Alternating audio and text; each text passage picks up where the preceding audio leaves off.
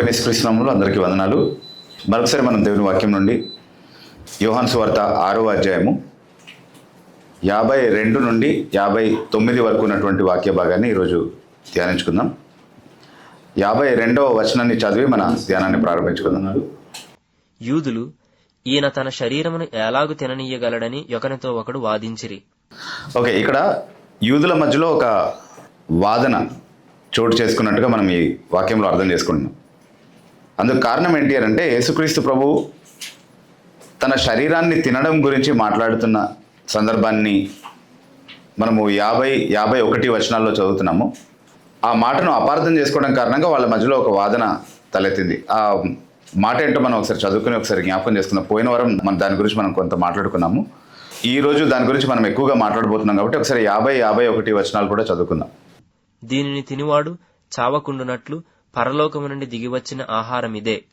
పరలోకము నుండి దిగివచ్చిన జీవాహారమును నేనే. ఎవడైనను ఈ ఆహారము భుజించితే వాడెల్లప్పుడూ జీవించును. మరియు నేనిచ్చు ఆహారము లోకమునకు జీవము కొరకైన నా శరీరమే అని మీతో నిశ్చయముగా చెప్పుచున్నానెను. ఈ అధ్యాయంలో పదే పదే యేసుక్రీస్తు ప్రభు జీవాహారాన్ని నేనే, పరలోకం నుండి దిగొచ్చినటువంటి ఆహారాన్ని నేనే అని చెప్తూ వచ్చాడు. అయితే ఆయన ఏ విధంగా జీవాహారం అయ్యాడు, ఆయన ఆహారం అని ఏ భావంలో చెప్తున్నాడని 51వ వచనంలో చివరి మాటలో చాలా స్పష్టంగా చెప్తున్నాడు కదా. లోకం కొరకు ఆయన ఇచ్చిన శరీరాన్ని గురించి మాట్లాడుతున్నాడు. అంటే ఆయన తన శరీరాన్ని మన రక్షణ కొరకు బలియాగంగా అర్పించినటువంటి ఆ విషయాన్ని గురించి ఆయన ప్రస్తావిస్తూ ఉన్నాడు. అది మనం ఎలా అర్థం చేసుకుంటున్నాము అంటే పూర్తి నేపథ్యం మన ముందుంది. ఆయన బోధ యొక్క పూర్తి నేపథ్యం మనం ముందుంది. అంతేకాకుండా ఇతర వాక్య భాగాల్లో నుండి కూడా మనం దాన్ని ధృవీకరించుకునే అవకాశం ఉంది. కాబట్టి యేసుక్రీస్తు ప్రభు తన ప్రాణాన్ని మన విమోచన క్రయధనంగా సిలువ పైన అర్పించినటువంటి ఆ విషయాన్ని గురించి మాట్లాడుతున్నాడు. He is talking about the sacrifice that he made for us on the cross, which is how he gave his body to be the true bread for us. That's the meaning of these words which we read in verses 50 and 51. అయితే ఈ మాటలు విన్నప్పుడు వాళ్ళకి అసలు ఏం అర్థం కాలేదు. వాళ్ళు చాలా అక్షరాల ఆ మాటలను అర్థం చేసుకునే ప్రయత్నం చేశారనేది మనకు తర్వాత అర్థమవుతా ఉంది. వాళ్ళ మధ్యలో వాదన చోటు చేసుకోవడానికి కారణం ఏంటి అంటే వాళ్ళు ఏమనుకున్నారంటే అసలు ఈ యేసు ఏం మాట్లాడుతున్నాడు అంటే ఆయన శరీరాన్ని మనం ఎలా తినగలుగుతాం, ఆయన రక్తాన్ని మనం ఎలా తాగగలుగుతాం, ఒక మనిషి శరీరాన్ని తినడం, ఒక మనిషి రక్తాన్ని తాగడం అనే మాటలు వినడమే చాలా విడ్డూరంగా అనిపిస్తుంది.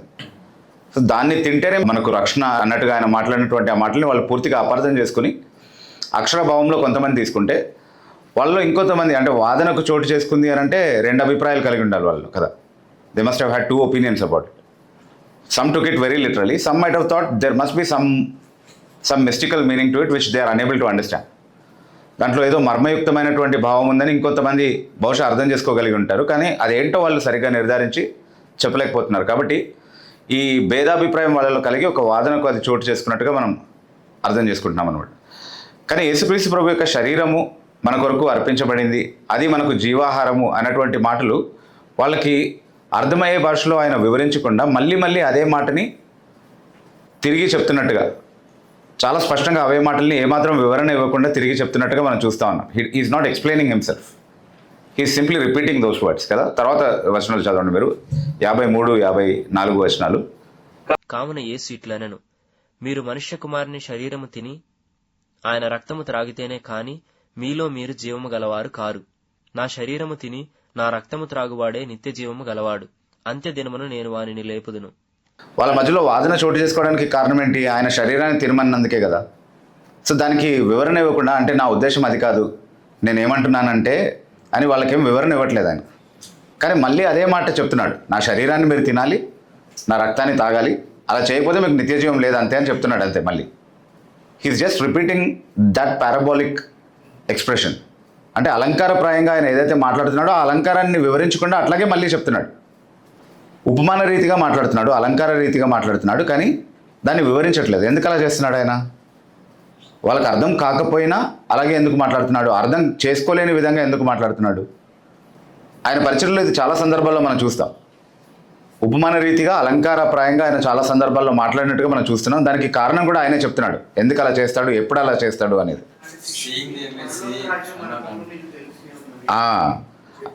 ఎస్, అంటే విషయం ఏంటంటే యేసుక్రీస్తు ప్రభు చాలా స్పష్టంగా చేసినటువంటి బోధల ద్వారా ఆ బోధల్ని నిర్ధారించడానికి ఆయన చేసినటువంటి అద్భుతాల ద్వారా సత్యం ఏంటో వాళ్ళకి తెలుసు, కావాలంటే తెలుసుకునే అవకాశం ఉంది.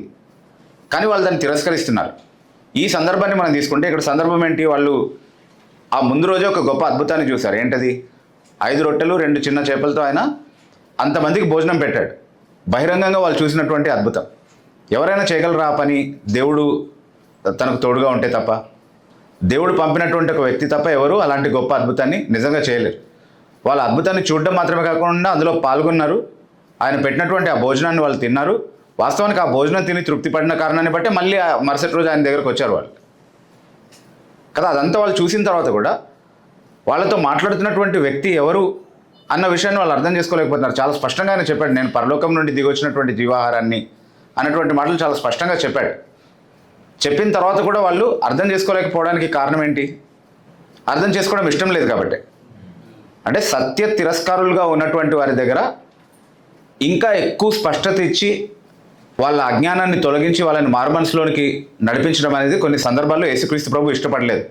కాబట్టి కూడా అలంకారప్రాయంగా ఉపమాన రీతిగా వాళ్ళతో మాట్లాడాడు. ఇది నేను చెప్తున్న మాట కాదు, ఆయనే స్వయంగా చెప్పాడు. మార్కు సువార్త 4వ అధ్యాయంలో 11-12 వచనాల్లో ఒక ఉపమానం ఆయన మాట్లాడినప్పుడు తన శిష్యులు అదే ప్రశ్న అడిగారు, ప్రభు నువ్వు ఉపమాన రీతిగా ఎందుకు మాట్లాడుతున్నావని, why do you speak to them in parables అని అడిగారు శిష్యులు. దానికి ఆయన ఏం చెప్పాడు సమాధానం? పరలోక రాజ్య మర్మములు అర్థం చేసుకోవడం మీకైతే అనుగ్రహించబడింది, కానీ వెలుపల ఉన్నవారు చూచియు చూడకయు వినియు వినకయు వారి హృదయంతో గ్రహింపకయు ఉండినట్లుగా అన్ని ఉపమాన రీతిగా వారికి బోధించబడుతుంది. The reason I'm speaking to them in parables so that they will not see, so that they will not hear, so that they will not turn with their heart and understanding. ఎందుకంటే వాళ్ళు చూస్తే, వాళ్ళు వింటే, వాళ్ళ హృదయంతో వాళ్ళు తిరిగితే, మార్బన్స్ పొందితే నేను వాళ్ళని క్షమించాల్సి వస్తుంది, నేను వాళ్ళకి అవకాశం ఇవ్వాలనుకోవట్లేదు. That was his plain purpose. సో ఇక్కడ కూడా ఈ మాటలైనా చెప్తే అభ్యంతరపడి చాలామంది వెళ్ళిపోతారని ఆయనకు తెలుసా తెలీదా అంటే ఖచ్చితంగా తెలుసు. ఇలా మాట్లాడితే వాళ్ళు వెళ్ళిపోతారు, వాళ్ళని అభ్యంతరపరిచే విధంగా నేను మాట్లాడకూడదు అని ప్రభు ఏం జాగ్రత్త పడలేదు. ఇక్కడ వివరణ కూడా ఏమీ ఇవ్వలేదు. ఆ అలంకారాన్ని మళ్ళీ పదే చెప్పడం అనేది చాలా స్పష్టంగా చూస్తున్నాం అనమాట. He kept repeating that same parable again and again, which was a judgement in fact against them. వాళ్ళకి వ్యతిరేకంగా ఆయన తీర్పు ప్రకటించడమే.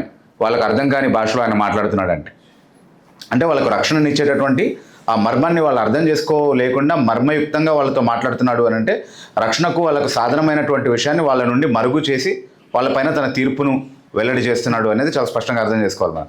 That was the only purpose for which he could have spoken to them in the same parable again and again when he knew that they were clearly misunderstanding what he was saying. తన మాటల్ని వాళ్ళు అపార్థం చేసుకుంటున్నారని చాలా స్పష్టంగా తెలిసి కూడా మళ్ళీ అదే రిపీట్ చేస్తున్నాడంటే దానికి కారణం అదే, రైట్? అయితే ఈ మాటలు అర్థం చేసుకునే అవకాశమే లేదా, ప్రభు దానికి స్పష్టత ఇవ్వలేదా అంటే వాళ్ళతో ఈ మాటలు ఆయన మాట్లాడడం ప్రారంభించినప్పుడే దీనికి నిర్వచనం ఆయన చెప్పేశాడు. మనం దీని గురించి ఆల్రెడీ మాట్లాడుకున్నాం, మీకు ఒకవేళ జ్ఞాపకం అంటే. ఏ భావంలో తినడం, ఏ భావంలో తాగడం అన్నటువంటి విషయాన్ని ఆయన ఆల్రెడీ నిర్వచించాడు. దీని గురించి మనం మాట్లాడుకున్నాం. ఆ 6వ అధ్యాయంలోనే 35వ వచనం అనుకుంటాను, ఒకసారి చదువుతారా?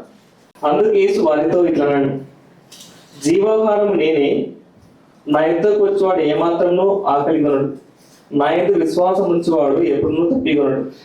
ఓకే, ఇక్కడ ఆకలి కొనకుండా ఉండాలంటే ఏం చేయమంటున్నాడు? తినడం అని దేన్ని సాదృశ్యపరుస్తున్నాడు? ఇక్కడ రావడం గురించి, రావడాన్ని తినడం అని అంటున్నాడు అలంకారప్రాయంగా. అంటే తింటే ఆకలి ఎలా తీరుతుందో అలాగే ఆయన దగ్గరకు వస్తే నిజమైనటువంటి జీవము వారికి కలుగుతుంది అని చెప్తున్నాడు. తినడం బ్రతకడానికి ఎంత అవసరమో ఆయన దగ్గరికి రావడం అంతే అవసరం ఆత్మీయంగా ఒక వ్యక్తి బ్రతకడానికి అని చెప్తున్నాడు. అట్లాగే దాహం తీరాలంటే ఏం చేయమంటున్నాడు? వాస్తవానికి దాహం తీరాలంటే ఏం చేయాలి? తాగాలి. అంటే ఇక్కడ విశ్వాసాన్ని దేంతో పోలుస్తున్నాడు? తాగడంతో పోలుస్తున్నాడు. అంటే ఆయన దగ్గరికి రావడమే ఆయన్ని తినడం, ఆయన యందు విశ్వాసం ఉంచడమే ఆయన్ని తాగడం. This is the meaning that he himself gave for his words. Did he define it for them? He did. Do they have the definitions before them? Yes, they do have. So ఆ మాటలు వాళ్ళకి అంగీకరించడానికి ఇష్టం లేదు కాబట్టి దాన్ని అక్షరాల్లో తీసుకొని దాన్ని ఒక అభ్యంతరంగా చూపించాలని అనుకుంటున్నారు.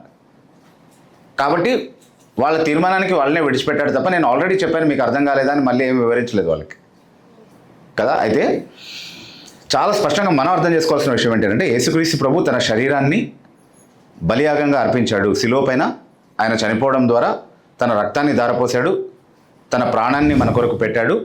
దాని యందు విశ్వాసం ఉంచి ఆయన దగ్గరికి ఎవరైతే వస్తారో వాళ్ళకి నిత్య జీవం ఉంటుంది అన్నది సువార్త యొక్క సారాంశం ఎప్పుడైనా కూడా. This is the gospel. కదా. కాబట్టి ఆ భావంలోనే ప్రభు మాట్లాడుతున్నాడు అనేది పూర్తి లేఖనాల వెలుగులో మనకు తెలుసు. సో ఆ రోజు వాళ్ళకి ప్రభు చెప్పినప్పటికీ వాళ్ళు అర్థం చేసుకోవడానికి ఇష్టపడలేదు. అప్పటికి ఇంకా ప్రభు యొక్క మరణ పునరుద్ధానాలు కూడా జరగలేదు. ఆ తర్వాత వాళ్ళకి మళ్ళీ ఎప్పుడైనా అవకాశం వచ్చిందా ఇవంతా వినడానికి అనేది కూడా మనకు తెలియదు. ఎందుకంటే అపోస్తలులు మళ్ళీ వెళ్ళి ఈ ప్రాంతాలన్నింటిలో కూడా సువార్త ప్రకటించారు కదా యేసుక్రీస్తు ప్రభు తిరిగి లేచిన తర్వాత కూడా. కాబట్టి వాళ్ళలో ఎంతమంది తిరిగి వచ్చారు, ఎంతమంది నిజంగా మారుమనసులోకి నడిపించబడ్డారు. ఆయన భౌతికంగా ఉన్నప్పుడు మాత్రం వారిలో చాలామంది ఇంకెప్పుడు ఆయన వెంబడించలేదు, అది మనకు తెలుసు. కానీ తర్వాత ఈ సత్యాలను అర్థం చేసుకొని ఆయన దగ్గరికి ఎవరైనా వచ్చారా లేదా అనేది మనకు తెలియదు. కానీ మనకు మాత్రం పూర్తి లేఖనాల ప్రత్యక్షత మన ముందు ఉంది. ప్రభు ఏం మాట్లాడుతున్నాడో మనకు చాలా బాగా తెలుసు. ఎవరైనా నిత్య జీవం కలిగి ఉండాలంటే, ఎవరికైనా రక్షణ కావాలంటే ఏం చేయాలి? యేసుక్రీస్తు ప్రభునందు విశ్వాసం ఉంచాలి. ఏమని విశ్వసించాలి? ఆయన నా కొరకు చనిపోయాడు, నా కొరకు తన ప్రాణాన్ని పెట్టాడు, అంటే దీని కారణంగానే నేను క్షమించబడతాను, నా పాపాలు పోవడానికి, నా పాపాలు పరిహరించబడడానికి, నేను దేవునితో సమాధానపరచబడడానికి యేసుక్రీస్తు ప్రభు నా స్థానంలో నా శిక్ష భరించి అది విశ్వసించడం ద్వారా నాకు పూర్తి పాపక్షమాపణ విమోచన అనుగ్రహిస్తున్నాడు, దానివల్ల నాకు నిత్య జీవం ఉంది అన్నటువంటి విశ్వాసంలోనికి ఎవరైతే వస్తారో వాళ్ళకి మాత్రమే నిత్య జీవం ఉంది. సో మనం అన్వయింపుగా అర్థం చేసుకోవాల్సిన విషయం ఏంటంటే ఇది మన జీవితంలో నిజంగా జరిగిందా లేదా అనేది. మనం క్రైస్తవ కుటుంబంలో ఉన్నామా లేదా, క్రైస్తవులుగా మనల్ని మనం ప్రకటించుకుంటున్నామా లేదా, మనం ఒక అన్యమతం నుంచి బయటకు వచ్చి క్రైస్తవ్యాన్ని పుచ్చుకున్నామా లేదా అన్నది కాదు ఇక్కడ ప్రశ్న. హృదయపూర్వకంగా యేసుక్రీస్తు ప్రభు శిలువపైన చేసినటువంటి ఆ బలియాగంలోనే నాకు నిత్య జీవం ఉంది అన్నటువంటి సత్యం విషయంలో మనం ఒప్పింపబడ్డామా? Is that my faith because of which I believe I'm saved? If that is not what convinces you that you are saved, there is nothing else that can give you the assurance of salvation. ఎందుకంటే ఈ లోకంలో రక్షించగలిగేటటువంటి ఏకైక మార్గం యేసుక్రీస్తు ప్రభు లోక విమోచన కొరకు అప్పగించినటువంటి తన శరీరం. దాని యందు విశ్వాసం ఉంచకుండా, అంటే ఆయన మరణం ద్వారానే నాకు పాప విమోచన ఉంది, ఆయన నా శిక్షను భరించడం కారణంగానే నేను దేవునితో సమాధానపరచబడతాను అన్నటువంటి విశ్వాసం ద్వారా కాకుండా ఇంకే మార్గం ద్వారా కూడా ఎవరు నిత్య జీవంలోనికి రావడానికి, రక్షణ పొందడానికి అవకాశమే లేదు. సో ప్రతి ఒక్కరు కూడా దీన్ని మనం నిర్ధారించుకుందాం. What is it that I believe for my salvation? నేను దేన్ని బట్టి రక్షింపబడ్డానని నమ్ముతున్నాను, దేన్ని బట్టి నాకు రక్షణ ఉందన్నటువంటి నిశ్చయత నాకు ఉంది. నేను చాలా మంచివాడిని కాబట్ట, నేను రక్షింపబడ్డానికి చాలినంత మంచి నీతి క్రియలు చేసేసాను కాబట్ట, లేకపోతే ఒకవేళ నేను పాపం చేసి ఉండినా ఆ పాపాలు పోవడానికి కావాల్సినంత నీతి నేను మళ్ళీ చేశాను కాబట్ట, అంటే నేను చాలా చెడ్డ క్రియలు చేసి ఉండొచ్చు కానీ దానికంటే మించి మంచి కార్యాలు కూడా చేశాను కాబట్టి పాపాలు పోతాయన్నటువంటి ఒక సిద్ధాంతం ఉంది. అలాంటిది ఏమైనా ఉందా మన సబ్కాన్షియస్లో? నేను బైబిల్ చదువుతున్నాను కాబట్టి, ప్రార్థన చేస్తున్నాను కాబట్టి, క్రమం తప్పకుండా సంఘానికి వస్తున్నాను కాబట్టి, సేవా పరిచర్యలో ఉంటున్నాను కాబట్టి, ఇంకా ఏవో చాలా చాలా కారణాలు ఉంటాయి కదా, అవన్నింటిని బట్టి నేను రక్షింపబడ్డానని అనుకుంటున్నామా? లేకపోతే కేవలం యేసుక్రీస్తు ప్రభు యొక్క బలియాగం ద్వారా, ఆయన పాప విమోచన కొరకు అప్పగించినటువంటి తన శరీరం ద్వారా, ఆయన చిందించినటువంటి రక్తం ద్వారా, మన స్థానంలో ఆయన శిక్ష అనుభవించడం కారణంగా మన పాప పరిహారానికి అవసరమైనదంతా కూడా ఆయన చెల్లించాడు కాబట్టి ఆ కారణాన్ని బట్టి మాత్రమే నేను రక్షింపబడ్డాను అన్నది మనకున్నటువంటి నిశ్చయతన. అలా అయితే మనం యేసుక్రీస్తు ప్రభు యొక్క శరీరాన్ని తిన్నాము, ఆయన రక్తాన్ని తాగాము. ఈ భావంలోనే ఆయన ఆ మాట చెప్పాడు. ఆయన శరీరాన్ని మనం నిజంగా తిన్నాము, ఆయన రక్తాన్ని మనం నిజంగా తాగాము అన్నటువంటి అలంకారాన్ని మనం సరిగ్గా అర్థం చేసుకోవాలంటే ఏం చెప్తున్నాడు ఆయన? మనం ఆయన బలియాగాన్ని విశ్వసించాం, దాని ద్వారా మనం నిత్య జీవం పొందామని చెప్తున్నాడు. Is that what you believe as a Christian? That's what truly makes you the child of God. This is the gospel in fact. ఇదే సువార్త. ఇది నమ్మితేనే నిత్య జీవం. ఇది కాకుండా ఇంకే కారణాన్ని బట్టి కూడా మనకు నిత్య జీవం కలగదు అన్నటువంటి విషయాన్ని చాలా స్పష్టంగా వాక్యం మనకు చెప్తా ఉంది. This is the only thing that can save anybody at any time. Okay, అయితే ఈ మాటల్ని అపార్థం చేసుకున్నటువంటి వాళ్ళు యూదులు మాత్రమే కాదు. జాగ్రత్తగా వినండి ఈ మాటలు. ఈ మాటల్ని ఈరోజు క్రైస్తవులు కూడా చాలామంది అపార్థం చేసుకున్నారు. ఎలా అపార్థం చేసుకున్నారు? ఆయన శరీరం తినడం, ఆయన రక్తం తాగడం అనే మాటలు చాలా భయంకరమైనటువంటి వక్రీకరణకు గురి చేయబడినటువంటి ఒక మాట. మనం తీసుకుంటున్నటువంటి బల్లలో మనం ఏం తీసుకుంటాము? రొట్టె ద్రాక్షారసం తీసుకుంటాం. ఈ రొట్టె ద్రాక్షారసం గురించి యేసుక్రీస్తు ప్రభు ఏమన్నాడు? ఆయన ఈ ఆచారాన్ని సంఘంలో నియమిస్తున్నప్పుడు, ఇది నా శరీరం, మీరు దీన్ని తిన్నప్పుడు నన్ను జ్ఞాపకం చేసుకోండి అని అన్నాడు. ఇది నా రక్తం, ఇది అనేకల కొరకు నేను చిందించిన నా నిబంధన రక్తం, దీన్ని జ్ఞాపకం చేసుకోవడానికి దీన్ని చేయండి అని చెప్పి ప్రభు ఇచ్చాడు మనకి. సో ఇది నా శరీరం, ఇది నా రక్తం అనేటటువంటి మాటలు తీసుకుని యోహాను సువార్త 6వ అధ్యాయంలో ఉన్నటువంటి ఈ మాటలు, అంటే నా శరీరం తిని నా రక్తము తాగువాడికే నిత్యజీవం అన్నటువంటి మాటలతో ముడిపెట్టి యేసుక్రీస్తు శరీరం తినడం, ఆయన రక్తాన్ని తాగడం అంటే బలలో మనం పాల్గొంటున్నప్పుడు తింటున్నటువంటి ఆ రొట్టె, తాగుతున్నటువంటి ఆ ద్రాక్షారసం, దీనివల్ల మనకు నిత్య జీవం వస్తుందని చాలామంది బోధిస్తున్నారు, చాలామంది నమ్ముతున్నారు. ఇది ప్రారంభంలో రోమన్ క్యాథలిక్ సంఘంలో మాత్రమే ఉండేది. ట్రాన్సబ్స్టాన్షియేషన్ అనేటటువంటి సిద్ధాంతం, అంటే పదార్థాంతరవాదం అని పిలవచ్చు. అంటే పదార్థం అంటే ఏంటి? ఇక్కడ రొట్టె, ద్రాక్షారసం. పదార్థాంతరం అంటే, అంతరం అంటే మారటం, పదార్థం మారటం అనేటటువంటి సిద్ధాంతం. Transubstantiation, the substance changing into something, transforming, transitioning into something else. అంటే రొట్టె, ద్రాక్షారసం ఎలా మారిపోతాయని నమ్మారు వాళ్ళు? అక్షరాల యేసుక్రీస్తు ప్రభు యొక్క శరీరంగాను రక్తంగాను మారిపోవడం వల్ల దాన్ని తింటే మనకు నిత్య జీవం వస్తుంది అని నమ్మారు. అంటే యేసుక్రీస్తు ప్రభు యొక్క మాటలనే తీసుకొని సువార్తలో ఉన్నటువంటి సారాంశాన్ని ఎంత చక్కగా వక్రీకరించేటటువంటి అవకాశం ఉందో ఒక చక్కటి ఉదాహరణ అనమాట ఇది. లేఖనాల్లో నుండి ప్రభువే చెప్పినటువంటి మాటలనే చూపిస్తూ వాక్యంలో ఉన్నటువంటి సత్యాలనే ప్రకటిస్తున్నట్టుగా అనిపిస్తూనే ఆ సత్యంలో నుండి తొలగిపోయేటటువంటి ప్రమాదం ఎంత సునాయాసంగా కల్పించుకోవచ్చు అని చెప్పడానికి ఒక మంచి ఉదాహరణ అనమాట ఇది. You understood what is the problem ఏంటి అంటే, ఒకవేళ బలలో మనం తీసుకుంటున్నటువంటి రొట్టె, ద్రాక్షారసాలు అక్షరాల యేసుక్రీస్తు ప్రభు యొక్క శరీర రక్తాలుగా మారిపోతాయని నమ్మితే సమస్య ఏంటి అని అంటే, అది తింటున్నాం కాబట్టి, అది తాగుతున్నాం కాబట్టి మనకు నిత్య జీవం ఉందని అది పాల్గొనేటటువంటి వాళ్ళందరూ భ్రమపడే అవకాశం ఉంది. Because I ate this and because I drank this which is the flesh and the blood of Jesus Christ, therefore I have eternal life అని అనుకునే అవకాశం ఉంది. What is the fact? వాస్తవం ఏంటి అంటే, అందులో ఒక్కసారి కూడా పాల్గొనన్నటువంటి వాళ్ళు కూడా యేసుక్రీస్తు ప్రభువునందు విశ్వాసం ఉంచితే వాళ్ళకు నిత్య జీవం ఉంది. అంటే విశ్వసించిన సమయంలో ఎవరు రొట్టె ద్రాక్షారసం తీసుకోరు కదా. అంటే ఇప్పుడు నేను మారుమనసు పొంది పాపక్షమాపణ కోసం యేసుక్రీస్తు ప్రభువును వేడుకుని ఆయన ఎందుకు విశ్వాసం ఉంచిన మరుక్షణమే వెళ్ళి రొట్టె ద్రాక్షారసం తినను. మరి అది తినేంత వరకు నాకు నిత్య జీవం లేదా? ఉంది. నేను నమ్మినప్పుడే, ఆయన దగ్గరకు వచ్చినప్పుడే నా పాపాలు క్షమించబడ్డాయి, అప్పుడే నేను నిత్య జీవంలోనికి వచ్చాను. కాబట్టి అది తినకముందే నాకు నిత్య జీవం ఉంది, విశ్వసించాను కాబట్టి. చాలామంది అది తింటున్నారు, తాగుతున్నారు, కానీ వాళ్ళకి నిత్య జీవం లేదు. ఎందుకంటే వాళ్ళు యేసుక్రీస్తు ప్రభువునందు వారి పాపక్షమాపణ కొరకు ఇంకా రక్షణార్థంగా విశ్వసించలేదు కాబట్టి మరి అది తిని అది తాగిన వాళ్ళకి నిత్య జీవం ఉందా? లేదు. అయితే ఈ మాటల్ని ఒకప్పుడు రోమన్ క్యాథలిక్స్ మాత్రమే అపార్థం చేసుకునేవాళ్ళు. ఇప్పుడు చాలా సంఘాల్లో, చాలా పెంతెకోస్తు సంఘాల్లో ఎస్పెషలీ మన రంజిత్ ఓఫిర్ లాంటి వాళ్ళ పుణ్యమా అని ఈ పదార్థాంతరవాద సిద్ధాంతాన్ని, అంటే అక్షరాల యేసుక్రీస్తు ప్రభు యొక్క శరీర రక్తాలుగా ఆ రొట్టె ద్రాక్షారసాలు మారిపోతాయి అన్నటువంటి సిద్ధాంతాన్ని చాలామంది నమ్ముతున్నారు. They believe ట్రాన్సబ్స్టాన్షియేషన్. సో అందులో ఉన్నటువంటి సమస్యలు ఏంటో ఒకసారి చూద్దామని కదా. ఎందుకంటే ఈ మాటలు మనం చదువుతున్నప్పుడు దీని భావం ఏంటో మనం చెప్పుకున్నాం వాక్యపు వెలుగులో. దీని భావం ఏం కాదో కూడా మనం చెప్పుకోవాలి కదా. What it does not mean అనేది కూడా మనం చెప్పుకోవాల్సినటువంటి అవసరం ఉంది. ఎందుకు ఈ భావంలో తీసుకోకూడదు దాన్ని అనడానికి చాలా కారణాలు ఉన్నాయి.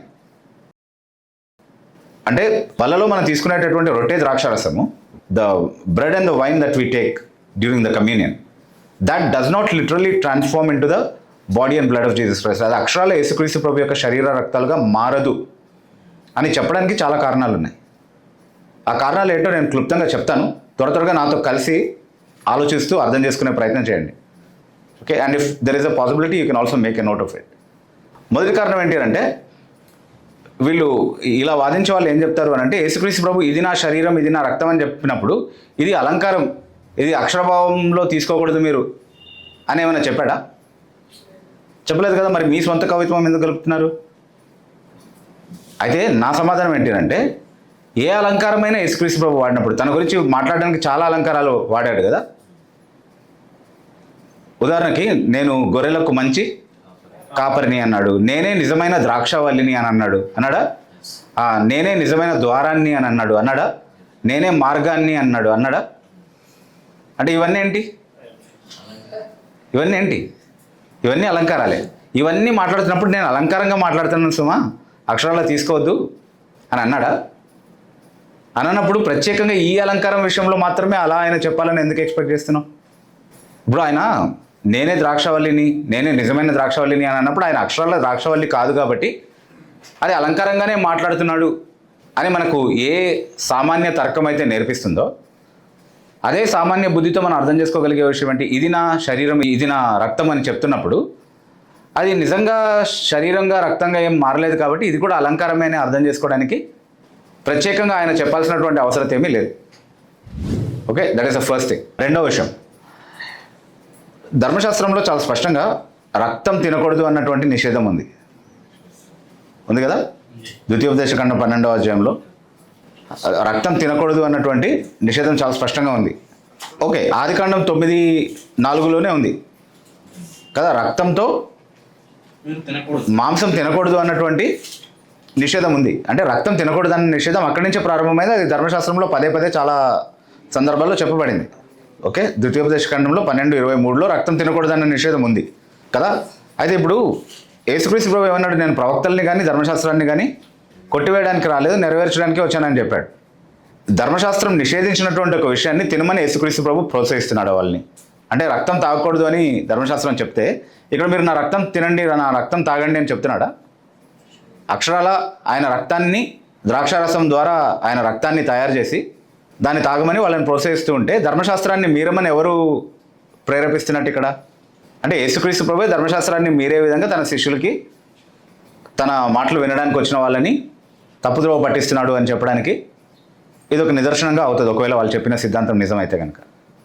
Jesus Christ is himself violating the law. అంటే యేసుక్రీస్తు ప్రభు అన్నాడు కదా, ఈ ధర్మశాస్త్రంలోని మిగులు అత్యల్పమైన ఆజ్ఞనైనా సరే ఎవరైనా అలా మీరమని ఎవరికైనా నేర్పిస్తే వాడు పరలోక రాజ్యంలో అందరికంటే అల్పుడు అన్నటువంటి మాట చెప్పాడు. అంటే యేసుక్రీస్తు ప్రభువే పరలోకంలో అందరికంటే అల్పుడు అయ్యాడు ఇప్పుడు వీళ్ళ సిద్ధాంత ప్రకారం. ఎందుకంటే ధర్మశాస్త్రాన్ని మీరమని ఆయనే నేర్పిస్తున్నాడు కాబట్టి. అలా అంగీకరించడానికి వాళ్ళు సిద్ధంగా ఉన్నారా? మూడో విషయం, సరే రక్తం తినొద్దు అన్నటువంటి నిషేధం వాళ్ళకుంది, మన కొత్త నిబంధన కదా, మన పాత నిబంధన కాదు అని ఒకవేళ వాదిస్తే, మరి కొత్త నిబంధనలో ఉన్నటువంటి విశ్వాసులకి రక్తం తినే అనుమతి ఇవ్వబడిందా? తినకూడదనే చెప్పారా? తినకూడదనే చాలా క్లియర్గా చెప్పారు. అపోస్తుల కార్యంలో 15వ అధ్యాయం 28, 29 వచనాలు. ఏంటది? విగ్రహములకు అర్పించిన వాటిని రక్తమును గొంతు పిసికి చంపిన దానిని జాగ్రత్తను విసర్జింపవలను. సో రక్తం తినకూడదన్న నిషేధం యూదులకు మాత్రమే కాదు, అన్యులకు కూడా ఇవ్వబడినటువంటి నిషేధమే. అంటే అన్యులైనటువంటి విశ్వాసులు కూడా రక్తం తినకూడదు, చాలా స్పెసిఫిక్గా అది అన్యుల కోసమే చెప్పబడినటువంటి మాట. ఓకే, సో అది సందర్భం చదివితే ఎవరికైనా అర్థమవుతుంది. సో మరి వాక్యంలో వైరుధ్యం యేసుక్రీస్తు ప్రభువే స్వయంగా సృష్టిస్తున్నాడు ఇక్కడ. తన సేవకులనేమో ప్రేరేపించి రక్తం తినకూడదు అనే ఆజ్ఞ ఇప్పించి వాళ్ళ ద్వారా ఆయనే ఇక్కడ రక్తం తినమని ప్రోత్సహిస్తున్నాడు. అది ఎవరైనా ఆలోచించాల్సిన మూడవ ప్రాముఖ్యమైనటువంటి విషయం. ఓకే, నాలుగవది, యేసుక్రీస్తు ప్రభు ఎన్నిసార్లు అప్పగించబడ్డాడు అని వాక్యం చెప్తుంది.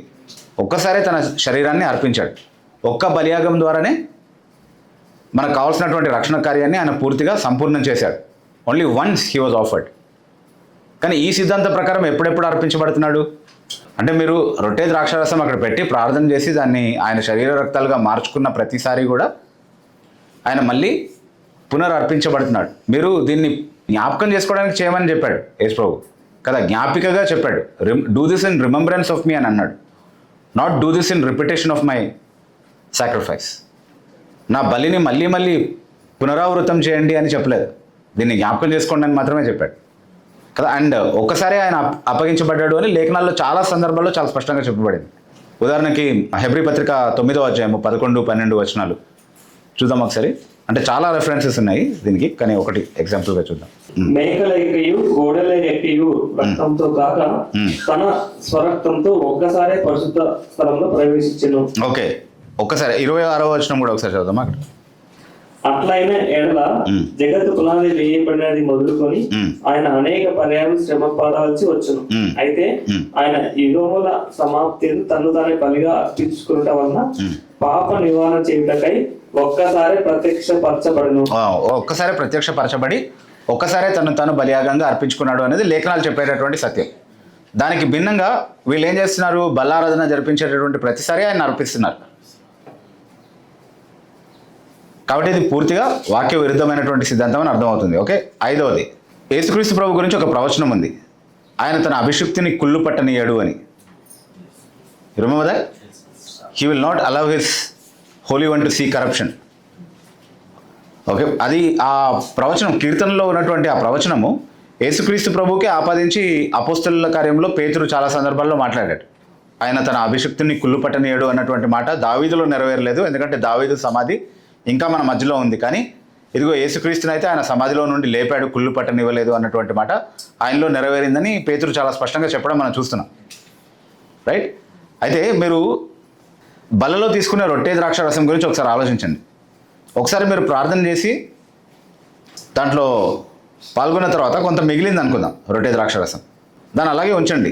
ఎంతకాలం ఉంటుంది అది? కుళ్ళు పట్టదా అది? 3 days. ఫ్రిడ్జ్లో పెట్టుకుంటే సరే, మొత్తానికి కుళ్ళు పడుతుందా పట్టదా అది? ఆయన అభిషిక్తుడైతే కుళ్ళు పట్టకూడదు కదా?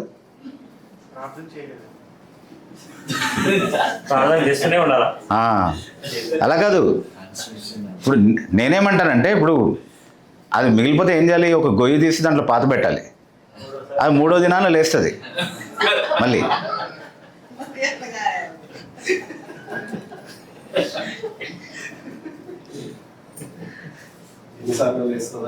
ఏమో మరి అట్లా.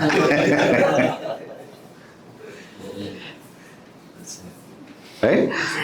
So think about those things. అంటే there are so many reasons that we can give from scripture why this is not the case. ఇంకొకటి ఆలోచిద్దాం, 6వ పాయింట్గా తీసుకొచ్చి దీన్ని. ఇప్పుడు యేసుక్రీస్తు ప్రభు ఈ మాటలు చెప్తున్నప్పుడు, ఇది నా శరీరం, ఇది నా రక్తం, దీన్ని నా జ్ఞాపకం కోసం చేయండి అని చెప్తున్నప్పుడు, do this in remembrance of me ఆయన చెప్తున్నప్పుడు ఎక్కడున్నాడు ఆయన? వాళ్ళ మధ్యలో కూర్చుని ఉన్నాడు. Is that right? సో వాళ్ళ మధ్యలో ఆయన కూర్చుని ఉండి రొట్టె ద్రాక్షారసం వాళ్ళకి ఇస్తూ ఇది నా శరీరం, ఇది నా రక్తం అని చెప్తున్నప్పుడు, మరి వాళ్ళ మధ్యలో కూర్చున్నది ఎవరు? వాళ్ళు తింటున్నది ఎవరు? ఆయన మనిషిగా. దేవునికి శరీరం ఉండదు, మరి శరీరం రక్తము ఆయన మానవత్వాన్ని సూచిస్తుంది. అదే. సో ఇప్పుడు ఆయన మధ్యలో ఆయన కూర్చుంటున్నాడా, లేకపోతే ఇదిగో నేను రొట్టె ద్రాక్ష రస అవతారిగా మారిపోయి ఇప్పుడు మీ మధ్యలో నుండి అందులోనికి ప్రవేశిస్తున్నానని చెప్పి వాళ్ళ మధ్యలోంచి ఏమైనా మాయమైపోయాడా? అక్కడ కూర్చుని ఉన్నాడు ఆయన. ఆయన్నేం వాళ్ళు తినట్లేదు, వాళ్ళు రొట్టె ద్రాక్ష రసాన్ని తింటున్నారు, రైట్? కాబట్టి ఇది పూర్తిగా అలంకారంగా చెప్పబడినటువంటి మాట అనేది దాన్ని బట్టి కూడా అర్థమవుతుంది. అది 6వ పాయింట్. దానికి ఎక్స్టెన్షన్గా 7వ పాయింట్ ఇంకొకటి చెప్తాను. ఒకవేళ యేసుక్రీస్తు ప్రభు యొక్క బలియాగం కేవలం రొట్టె ద్రాక్షారసం ద్వారానే జరిగిపోయేటటువంటి ఒక కార్యం అయితే, రొట్టెని ద్రాక్షారసాన్ని ఆయన శరీరంగా ఆయన రక్తంగా మార్చి దాన్ని అర్పిస్తే చాలు, అదే యేసుక్రీస్తు ప్రభు యొక్క రక్షణార్థమైనటువంటి బలియాగం అన్నది ఒకవేళ లేఖనాల భావం అయితే కనుక, ఆయన శరీరధారిగా ఈ భూమి మీదకి వచ్చి శిలువ పైన మరణించాల్సినటువంటి అవసరత అసలు ఉండేదే కాదు. మనకు కేవలం ఈ రొట్టె ద్రాక్షారసం దేవుడు ఇచ్చి పరలోకం నుండి, మీరు ఇదిగో రొట్టె ద్రాక్షారసం ప్రతివారం ఇలా సంఘంగా కూడుకొని ప్రార్థన చేసి, అది నా శరీరంగా నా రక్తంగా నేను మారుస్తాను దాన్ని ఏంటి, సో దాన్ని మీరు తినేస్తే, దాన్ని మీరు తాగేస్తే సరిపోతుంది అని చెప్పుంటే చాలా ఈజీగా అయిపోయేది కదా. దానికోసం ఆయన శరీరంలో వచ్చి శ్రమపడి శిలువ పైన మరణించాల్సినటువంటి అవసరతే లేదు. It would all seem foolish that God had to take all that pain when it could have been accomplished so easily. కదా, అంత వేదన పడాల్సిన అవసరం లేకుండా, అంత త్యాగం చేయాల్సినటువంటి అవసరం లేకుండా ఇంత సులభంగా జరిగిపోయే ఒక పని కోసం, it is such a foolish thing to say that, right? తర్వాత యేసుక్రీస్తు ప్రభు 8వ పాయింట్. యేసుక్రీస్తు ప్రభు ఒక మాట అన్నాడు కదా, మీరు తినే ఆహారం గురించి ఒక మాట చెప్పాడు. మార్కు సువార్త 7వ అధ్యాయం 19వ వచనంలో తినే ఆహారం ఎక్కడ పోతుంది అన్నాడు? కడుపులోనికి వెళ్తుంది, ఆ తర్వాత బహిర్భూమిలోనికి వెళ్ళిపోతుంది అని చెప్పాడు. అయితే మీరు బలలో తీసుకునేటటువంటి రొట్టె ద్రాక్షారసం అది మాత్రం కడుపులోనికి కాకుండా నేరుగా మీరు హృదయంలోనికి పోతుందని ఏమైనా చెప్పాడు ఆయన? అది కూడా కడుపులోనికి పోతుంది. అంటే కడుపులోనికి పోయి బహిర్భూమిలోనికి పోయేటటువంటి ఆహారంగా ఆయన మారిపోయాడు అక్షరాల. అంటే నిజంగా ఆయన అవమానించేటటువంటి ఒక సిద్ధాంతం కాదు అది. 9వ పాయింట్గా గమనించాల్సింది ఏంటంటే, ద్వితీయోపదేశకాండం 12వ అధ్యాయం 32వ వచనంలో మీరు అన్యాచారాలను ఎప్పుడూ పాటించకూడదు అన్నటువంటి ఆజ్ఞ ప్రభు ఇచ్చాడు, తెలుసు కదా, దేవుడు ఇచ్చాడు పాత నిబంధనలో. సో మీరు ఐగుప్తు బబిలోనియా సాంప్రదాయాలను ఒకవేళ పరిశీలించి అర్థం చేసుకుంటే, వాళ్ళ దేవుళ్ళకి వాళ్ళు నైవేద్యంగా అర్పించేటటువంటి వస్తువులు వాళ్ళ దేవుళ్ళ అంశాలుగా మారిపోతాయని, వాటిని తినడం ద్వారా వాళ్ళ దేవుళ్ళలో వాళ్ళు పాల్గొంటారన్నటువంటి విశ్వాసం వాళ్ళకు ఉండింది. సో ఒక అన్యమత సాంప్రదాయాన్ని, ఆచారాన్ని యేసుక్రీస్తు ప్రభు తన సంఘానికి నేర్పిస్తున్నాడని యేసుక్రీస్తు ప్రభువుని మళ్ళీ ధర్మశాస్త్రం మీరే ప్రేరేపణ ఇచ్చేవాడిగా మనం చిత్రీకరించడం అవుతుంది. We are accusing Jesus of being guilty of encouraging us to do something that is against the law of God. అది అన్యుల పద్ధతిని ఆచరించడాన్ని ఆయన నేర్పించిన వాడు అవుతాడు అలా చెప్పుంటే కానీ. ఓకే, అండ్ 10వదిగా చివరిగా ఒక్క మాట దీనికి కలుపుతాను. ఏంటి అని అంటే, మీరు రొట్టె ద్రాక్షరసం దాంట్లో పాల్గొంటున్నప్పుడు ఎప్పుడైనా దాని రంగులో కానీ, రుచిలో కానీ, వాసనలో కానీ ఆకారంలో కానీ ఏమైనా మార్పు గమనించారా ప్రార్థన చేసిన తర్వాత?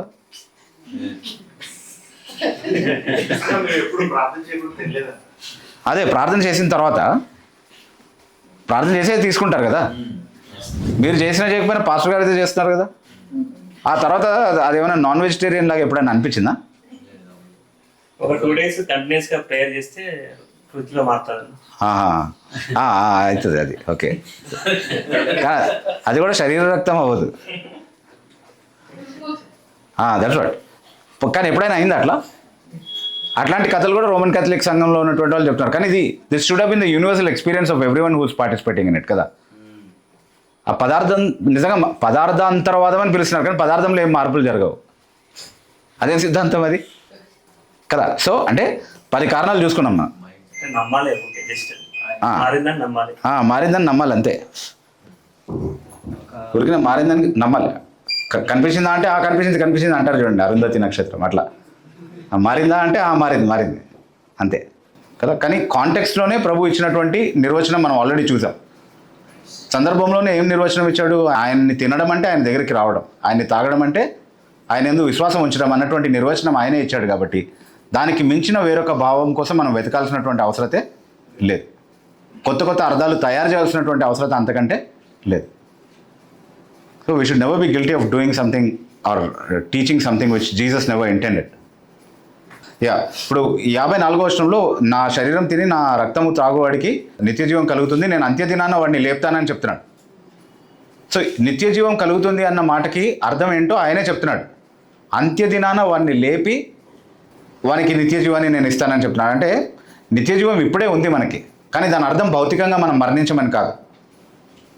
ఆ నిత్యజీవము పునరుద్ధానం ద్వారా కొనసాగేటటువంటి నిత్యజీవం, మరణం లేకుండా, భౌతిక మరణం లేకుండా కొనసాగేటటువంటి నిత్యజీవం కాదు. అంటే ఆత్మ ఎప్పుడు మరణించదు. మనం చనిపోయినప్పుడు ప్రభు సన్నిధికి వెళ్తాము, కానీ అది శరీరం యొక్క అంతం కాదు. క్షయమైనటువంటి శరీరాన్ని అక్షయతలో ఆయన లేపుతాడు అంత్యదినాన్న. And that confirms the eternal life that we have also in this body. అంటే ఈ శరీరానికి నిజంగా ప్రభు కల్పించినటువంటి విలువ ఏంటి అంటే, ఇది ఊరికనే మనం చనిపోయి దాంతో అంతమైపోయేటటువంటి శరీరం కాదు. ఈ శరీరాన్ని ఆయన అక్షయత ధరింపజేసి లేపుతాడు. శరీరంగా మనం యేసుక్రీస్తు ప్రభుతో ఉంటాం, మహిమపరచబడినటువంటి శరీరంతో. సో అంత్యదినాన ఆయన మనల్ని లేపుతాడు అన్నది మనకు ఉన్నటువంటి నిత్య నిరీక్షణ కదా. మరణంలో కూడా అంటే ఎవరైనా చనిపోతే కూడా ఈ మాటల్ని బట్టి ఒకరినొకరు ఓదార్చుకోండి అని చెప్పాడు పౌలు. ఏంటి? ఇదే అంతం కాదు. మన ప్రియుల్ని, ప్రభునందు నిద్రించినటువంటి మన ప్రియుల్ని మళ్ళీ మనం కలుసుకుంటాం. ఎందుకంటే వాళ్ళు మరలా లేస్తారు, మరణాన్ని జయించి లేస్తారు, నిత్యం ప్రభుతో ఉండేటటువంటి స్థితిలో లేస్తారు. So this is not the end of everything for a believer. So ఇప్పుడు 55వ వచనం ఒకసారి మళ్ళీ చదువు. నా శరీరము నిజమైన ఆహారము, నా రక్తము నిజమైన పానమై ఉన్నది. ఓకే, సో నిజమైన ఆహారము, నిజమైన పానము అన్నప్పుడు ఏమర్థం చేసుకోవాలి మనం? నిజం కానటువంటి ఆహారం కూడా ఉంది, నిజం కానటువంటి పానం కూడా ఉంది. There are counterfeits. That is something which we clearly observe. అంటే నకిలీ ఆహారము, నకిలీ పానము ఉండేటటువంటి అవకాశం ఉంది. కాబట్టి నేను నిజమైన ఆహారాన్ని, నిజమైన పానాన్ని అని చెప్తున్నాడు. కానీ దానికి మించి ఇంకొక భావం కూడా అందులో ఉంది. అదేంటంటే తినడం ద్వారానే ఎవరు జీవించరు. Do you agree with me on that? అంటే కేవలం there is no merit in the mere act of eating. తినడం ద్వారానే ఎవరు మరణించరు. ఎందుకంటే నువ్వు ఏం తింటున్నావు అనే దాన్ని బట్టి నువ్వు జీవిస్తావా మరణిస్తావా అనేది ఆధారపడి ఉంటుంది. నువ్వు విషం కూడా తినొచ్చు. నేను తిన్నాను కాబట్టి బ్రతుకుతానని అనుకుంటే అది కాదు. నిజమైన ఆహారాన్ని తినాలి. సో నిన్ను బ్రతికించే సామర్థ్యం ఎందులో ఉంది? తినడంలో ఉందా, లేకపోతే ఏం తిన్నావో దాంట్లో ఉందా? తినే ఆహారంలో ఉంది. సో నిజమైన ఆహారాన్ని నేనే అని ఆ భావంలో చెప్తున్నాడు ప్రభు. నన్ను తింటేనే నువ్వు బ్రతుకుతావు. సో నువ్వు బ్రతకడానికి కారణం నేనే, నువ్వు తినడాన్ని బట్టి కాదు. అంటే నేను కాకుండా ఇంకేదైనా ప్రత్యామ్నాయ ఆహారం నువ్వు తింటే, ఆహారం కాని దానిపైన నువ్వు నీ ప్రయాసను వెచ్చిస్తే, ఆహారం కాని దానిపైన నువ్వు నీ సంపాద్యాన్ని వెచ్చిస్తే అదంతా కూడా వృధాగా అయిపోతుంది. ఎందుకంటే అది ఆహారం కాదు, అది నిన్ను చంపుతుంది. సో రక్షణకు ప్రత్యామ్నాయ మార్గాలు వెతికేటటువంటి వాళ్ళు దీన్ని జ్ఞాపకం ఉంచుకోవాలి. వాళ్ళు ఆహారం కానిది తిని దాన్ని బట్టి మేము బ్రతుకుతామని అనుకుంటున్నారు, కానీ అది నిజమైనటువంటి ఆహారం కాదు. యేసుక్రీస్తు ప్రభువే నిజమైనటువంటి ఆహారం. ఆయన్ని కలిగి ఉంటే మాత్రమే నిత్యజీవం మనకు కలుగుతుంది అన్నటువంటి విషయాన్ని ఇక్కడ నిర్ధారిస్తున్నాడు. ఓకే, ఇప్పుడు 56, 57 వచనాలు చదువుదాం. నా శరీరము తిని నా రక్తం త్రాగువాడు నా ఎదును, నేను వాని ఎదును నిలిచి ఉందము. ఓకే. జీవము గల తండ్రి. దీన్ని అర్థం చేసుకుందాం. నా శరీరం తిని నా రక్తం తాగువాడు నేను వాని అందును వాడు నా అందును నిలిచి ఉంటారు. అంటే నిత్యము ఆయనతో కలిగి ఉండేటటువంటి సంబంధాన్ని గురించి ఇది మాట్లాడుతున్నాడు. కానీ ఇది కూడా అలంకారప్రాయంగానే మాట్లాడుతున్నాడు.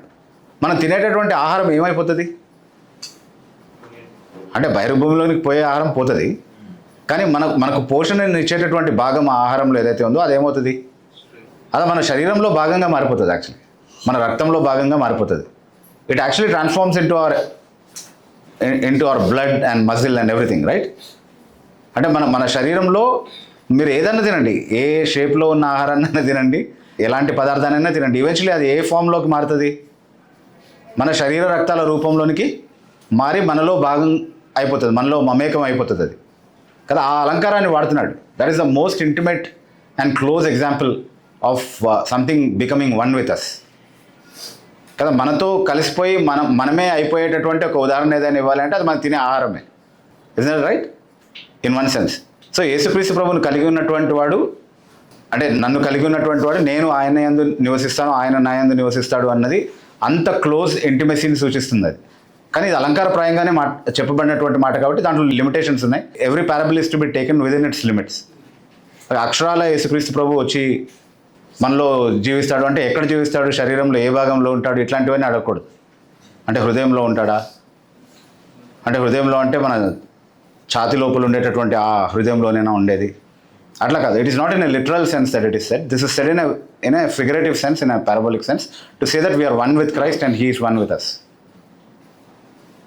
సో ఆ ఐక్యత నిత్యం ఉండేటటువంటి ఐక్యత, అది ఆయన యందు విశ్వాసం ద్వారా కలుగుతుంది. ఇది పూర్తిగా ఆత్మీయ భావంలో చెప్పబడినటువంటి మాట.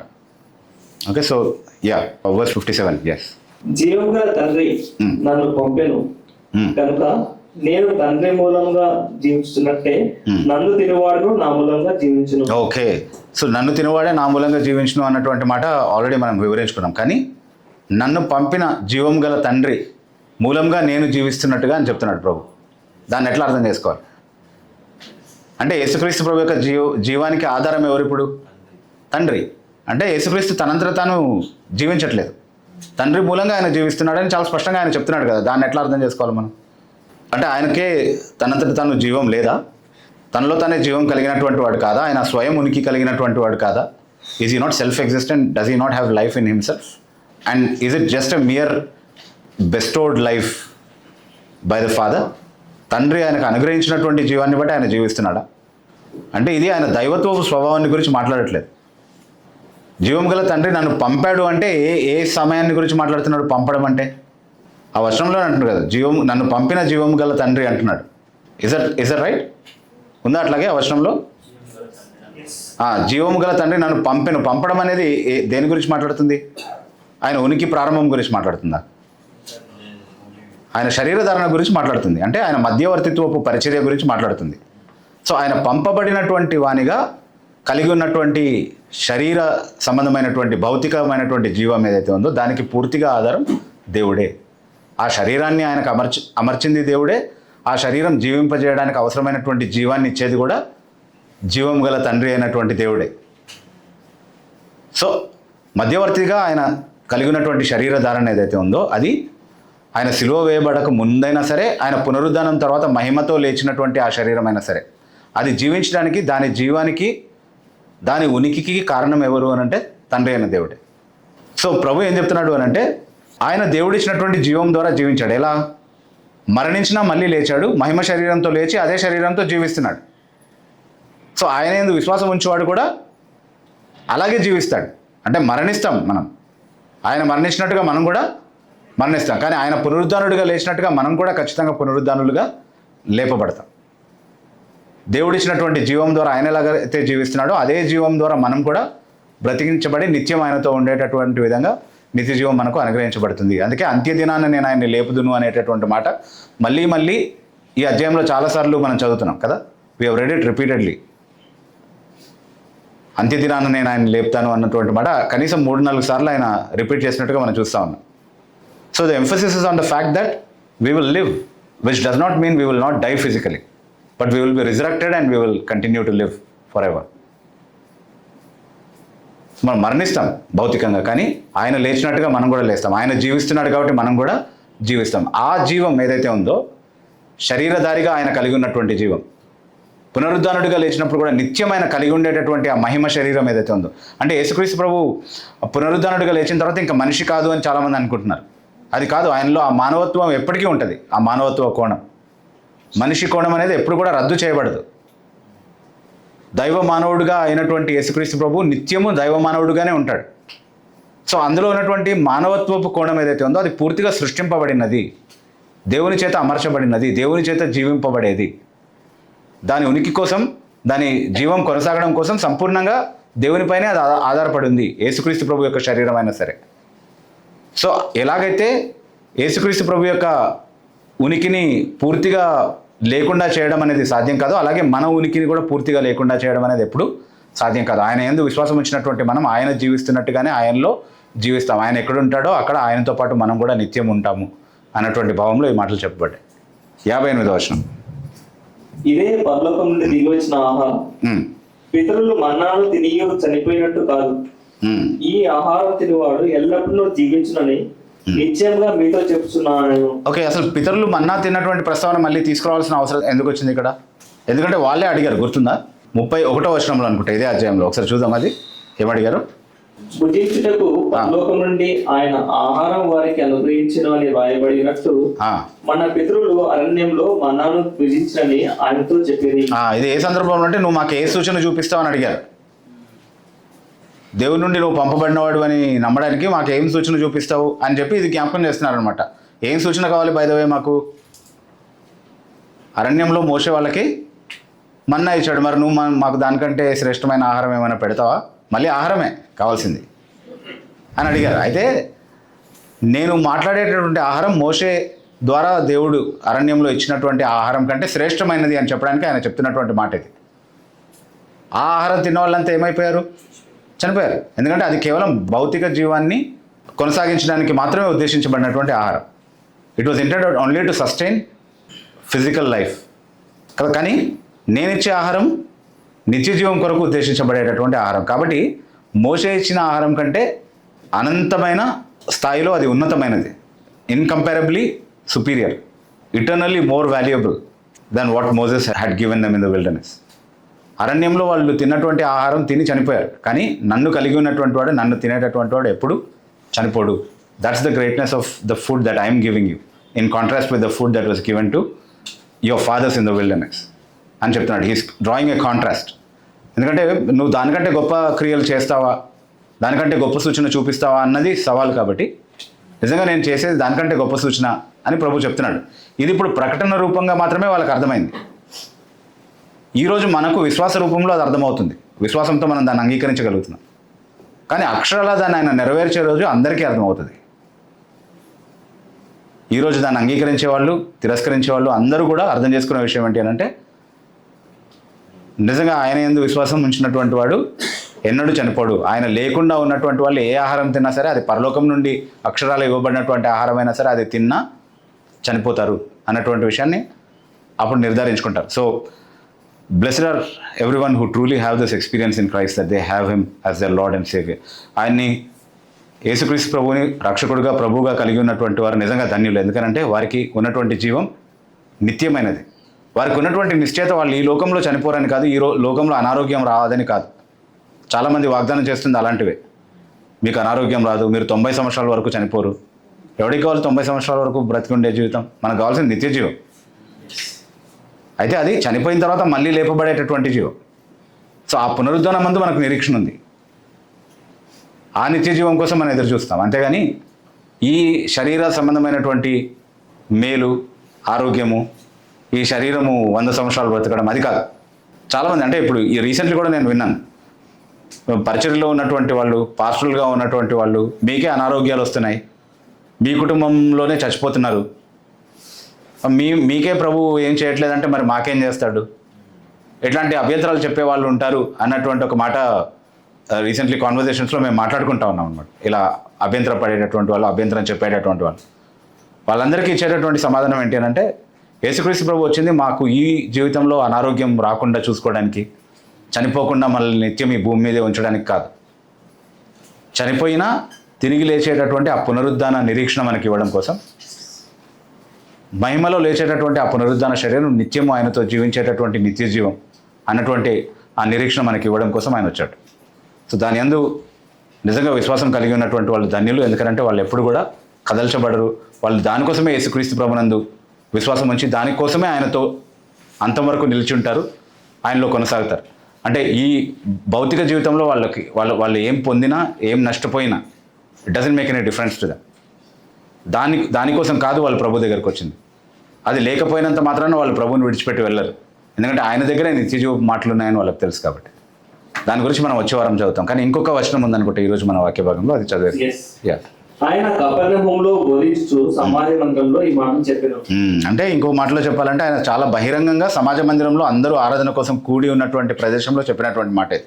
ఆయన ఏం రహస్యంగా చెప్పలేదు, అందరూ వింటుండగా బహిరంగంగా చెప్పినటువంటి మాట. ఎందుకంటే ఏదో ఒక రోజున ఖచ్చితంగా వాళ్ళు విన్నటువంటి ఆ మాటల్ని వాళ్ళే సాక్షులుగా ఉండగా దాన్ని నెరవేర్చబోతున్నాడు ఆయన.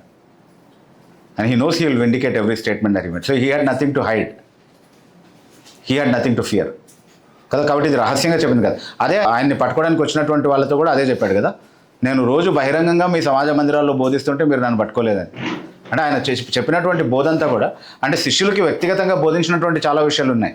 అవి కూడా రహస్యంగా ఉంచే ఉద్దేశంతో కాదు. నేను ఇప్పుడు మీకు చెవిలో చెప్తున్నటువంటి విషయాలు మీరు మేడల మీద నుండి ప్రకటించండి అని చెప్పాడు శిష్యులకి. సో ఆయన బోధించినటువంటి ఏ బోధ కూడా, ఆయన బయలుపరిచినటువంటి ఏ బోధ కూడా రహస్యంగా బోధించలేదు ఆయన. It was all intended to be open. ఆయన సమాజ మందిరంలో ఈ మాటలు ప్రకటించాడు. అంతేకాకుండా కపెర్నహూములో ఉన్నటువంటి సమాజ మందిరంలో ప్రకటించాడు అన్నటువంటి మాట ఇప్పుడు మనకు దాని సిగ్నిఫికెన్స్ అంతగా అర్థం కాకపోవచ్చు. కానీ యోహాను ఈ మాటలు రాస్తున్నప్పుడు కపెర్నహూములో ఉన్నటువంటి సమాజ మందిరంలోకి వెళ్ళి నిజంగా ఇట్లాంటివన్నీ జరిగాయా అని వెరిఫై చేసుకునేటటువంటి అవకాశం ఉండిందా ఆ తరం వాళ్ళకి? అంటే ఉండింది. ఏ తరంలో అయితే యోహాను ఈ మాటలు రాశాడో ఆ తరం వాళ్ళు ఇంకా జీవించున్నప్పుడు దాన్ని వెరిఫై చేసుకునేటటువంటి స్కోప్ వాళ్ళకు ఉండేది. సో అలా నిర్ధారించుకోగలిగేటటువంటి వీలు కల్పించే విధంగా బైబిల్ రాయబడింది అనేది గుర్తుపెట్టుకోవాలి మనం ఇప్పుడు కూడా. రచయితలు రాసినటువంటి భాష ఎలా ఉంటుంది అని అంటే ఒక సంఘటన గురించి వాళ్ళు మాట్లాడేది పలానా చోట జరిగింది అని చెప్తున్నప్పుడు you can go verify this is what happened in that place అన్నట్టుగా చెప్తున్నారు వాళ్ళు. So they were very open and they were very confident of what they were preaching and what they were writing. Okay, so that's what we understand. All right. So అది మన ముందున్నటువంటి వాక్య భాగం. So ఇందులో takeaways ఏంటి అని అంటే యేసుక్రీస్తు ప్రభువుని మనం కలిగి ఉంటే మనం నిత్యజీవం కలిగి ఉంటాం. ఆ నిత్యజీవం ఏంటి అని అంటే మనం చనిపోతాం కానీ మరలా లేస్తాం, పునరుద్ధానులుగా లేస్తాం, నిత్యం ఆయనతో ఉంటాం అన్నటువంటి నిరీక్షణ ఇచ్చేటటువంటి ఒక వాక్య భాగం ఇది. అయితే అది ఎలా మనకు కలుగుతుంది అని అంటే మనం ప్రభువునందు విశ్వాసం ఉంచడం ద్వారా కలుగుతుంది. ఏమని నమ్మాలి ఆయన్ని? ఆయనే మన పాపాలకు పరిహారంగా బలియాగంగా తన శరీర రక్తాల్ని అర్పించాడు, ఒక్కసారి అర్పించాడు. దాని యందు విశ్వాసం ఉంచడం ద్వారా మనకు నిత్యజీవం అన్నటువంటి విశ్వాసాన్ని మనం కలిగి ఉంటే మనం రక్షింపబడతాం. సో ఆ రక్షణ ఉన్నటువంటి వాళ్ళు యేసుక్రీస్తు ప్రభు యొక్క నమ్మకమైనటువంటి శిష్యులుగా, ఆయన బోధకు లోబడేటటువంటి వారిగా జీవించేటటువంటి లక్షణాలని కలిగి ఉంటారు. అవన్నీ కూడా మనం వేరే వాక్య భాగాలతో పోల్చి చదువుకున్నప్పుడు మనకు అర్థమవుతుంది. బట్ అంటే కేవలం విశ్వాసం ద్వారా అనగానే అదిగో విశ్వాసం ద్వారా కృపచేత రక్షింపబడితే ఇంకా మీరు ఎలా జీవించినా పర్వాలేదు అన్నటువంటి సిద్ధాంతాన్ని బోధిస్తున్నారు అని మనం అనని మాటల్ని దానికి జోడించి అర్థం చేసుకునే వాళ్ళు ఉంటారు. కాబట్టి వాళ్ళ కోసం చెప్తున్నాను. అంటే ఈ విశ్వాసం కలిగినటువంటి వారు యేసుక్రీస్తు ప్రభు యొక్క బోధకు లోబడి జీవించేటటువంటి వారిగా ఉంటారని కూడా వాక్యం చెప్తుంది. అదే నిజమైనటువంటి విశ్వాసానికి నిర్వచనం. ఎందుకంటే క్రియలు లేనటువంటి విశ్వాసం మృతమైనది. అయితే నిజంగా ఏం నమ్ముతారు యేసుక్రీస్తు ప్రభు గురించి అన్నటువంటి నిర్వచనం ఇక్కడ ఉంది. అండ్ ఇది కాకపోతే మనం ప్రత్యామ్నాయంగా ఇంకేదైనా విధానం కల్పించుకుంటే రక్షణ కోసం అదంతా కూడా నకిలీ. ఆయన మాత్రమే నిజమైనటువంటి ఆహారం, ఆయనలో మాత్రమే నిజమైనటువంటి రక్షణ ఉంది అన్నటువంటి సత్యాన్ని కూడా మనం తెలుసుకుంటున్నాం. అయితే ఈ నిజమైనటువంటి రక్షణని తప్పుగా నిర్వచించేటటువంటి, అపార్థం చేసుకునేటటువంటి, వక్రీకరించేటటువంటి చాలా ప్రమాదం ఉంది. అలాంటి ఒక ఉదాహరణ మనం చూసాం ఈరోజు. అలా ఇంకే భావంలో దీన్ని తీసుకున్నా అది కేవలం మన స్వకీయ నాశనానికే దారితీస్తుంది. ప్రభు యొక్క మాటల్ని అపార్థం చేసుకోవడం అనేది, వక్రీకరించడం అనేది అది మన స్వకీయ నాశనానికే దారితీస్తుంది. ప్రభు యొక్క మాటల్ని ఉన్నదిన్నట్టుగా అర్థం చేసుకుని take his word as it is and apply it to your life in simple child like faith and you will have the assurance of salvation. చిన్న బిడ్డ వంటి విశ్వాసంతో యేసుక్రీస్తు ప్రభు నా కొరకు చనిపోయాడు. ఆయన చనిపోవడం కారణంగా నా పాపాలు క్షమించబడ్డాయి. నా పాపాలకు పరిహారం కేవలం ఆయన మరణంలోనే ఉంది అని ఎవరైతే విశ్వసించగలరో వాళ్ళందరూ నిత్యజీవం కలిగినటువంటి వాళ్ళు. వాస్తవం ఏంటంటే అందరూ అది విశ్వసించలేరు. అది ఈ అధ్యాయంలోనే చెప్పబడింది. నన్ను పంపిన తండ్రి వాడిని ఆకర్షిస్తేనే తప్ప ఎవరూ నా దగ్గరికి రాలేరు. No one can come, no one can have this faith. Although it might seem like a very simple matter. చాలా సరళమైనటువంటి ఒక విధానంగా ఇది అనిపించినప్పటికీ రక్షణకి, as simple as it may sound, It is that complex because no man can do this to himself. No man can come to a state of salvation on his own. యేసుక్రీస్తు ప్రభువులోకి ఎవరు వారంతలో వాళ్ళే రావడం అనేది, దీన్ని అర్థం చేసుకోవడం అనేది, రక్షణార్థంగా యేసుక్రీస్తు ప్రభువునందు విశ్వాసం ఉంచడం అనేది ఎవరికి వారి సొంత సామర్థ్యం వల్ల వీలు పడేటటువంటి విషయం కాదు. No man can do this on his own. Jesus himself clarified this. We already looked at that. So ఎవరైతే నిజంగా ఆ విశ్వాసాన్ని మనలో కలగజేయగలరు, ఆయన పైన మనం ఆధారపడ్డాం. If no man can come except he draws, ఆయన ఆకర్షిస్తేనే తప్ప ఎవరు రాలేరు అన్నది వాస్తవం అయితే కనుక, అలా ఆకర్షించగలిగేటటువంటి ఆయన కృప పైన మాత్రమే మనం ఆధారపడ్డం మనకు ఉన్నటువంటి ఏకైక నిరీక్షణ. యెహోవా దొరుకు దినమున ఆయన్ని వెతుకుడి. నేడే రక్షణ దినం, నేడే మిక్కిలి అనుకూల సమయం. సో ఈ సమయాన్ని మనం వృధా చేసుకోకుండా ఉండేటటువంటి కృప దేవుడు మనందరికీ అనుగ్రహించును గాక. దేవుడు ఈ కొద్ది మాటలు దీవించును గాక.